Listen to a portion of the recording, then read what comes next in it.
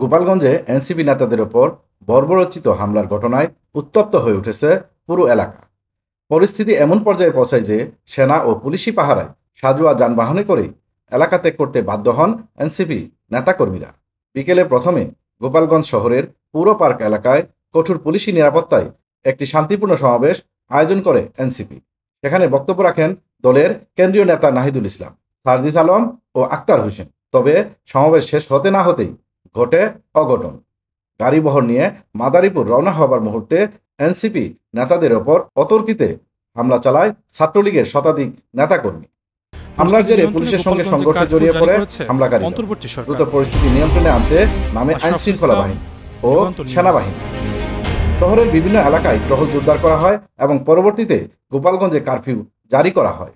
খুলনায় সংবাদ সম্মেলনে রাত 9:30টার দিকে খুলনা প্রেস ক্লাবে এক জরুরি সংবাদ সম্মেলন করেন এনসিপি নেতা নাহিদ ইসলাম।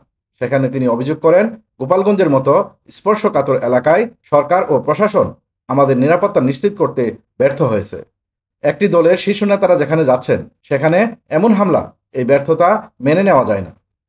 এনসিপি শীর্ষ নেতা সার্জিস আলম তার ফেসবুক ওয়ালে একটি পোস্টে দাবি করেন, গোপালগঞ্জ থেকে এক ভাই সার্জিস আলমকে মেসেজ দিয়েছেন, অনেক গুজব ছড়ানো হচ্ছে, এসব কান দেবেন না। গোপালগঞ্জের মানুষ এখন বুঝে গেছে, খারাপ সময়ে শেখ হাসিনা আগে নিজের পরিবারকে নিরাপদ স্থানে পাঠিয়ে নিজেও সরে গেছেন, কিন্তু আমাদের পরিবারকে ফেলে গেছেন অনিশ্চয়তার মধ্যে। তিনি আরও বলেন, কিছু সুবিধাভোগী ছাড়া এই সংকটে ক্ষতিগ্রস্ত হচ্ছেন সাধারণ মানুষ। সন্দেহ ও প্রশ্ন। তবে অনেকেই প্রশ্ন তুলেছেন, এনসিপির ওপর এমন হামলার পরেও কেন গোপালগঞ্জে দলটির পক্ষ থেকে কোনো বড় প্রতিবাদ দেখা গেল না? স্থানীয় কেউ কেন প্রতিরোধে এমন পরিস্থিতিতে শঙ্কা প্রকাশ করে অনেকেই বলছেন, তবে কি সার্জিদের মিথ্যা আশ্বাস দিয়ে গোপালগঞ্জে ডেকে নেওয়া হয়েছিল? সরকার ও প্রশাসনের ভূমিকা নিয়ে সমালোচনা।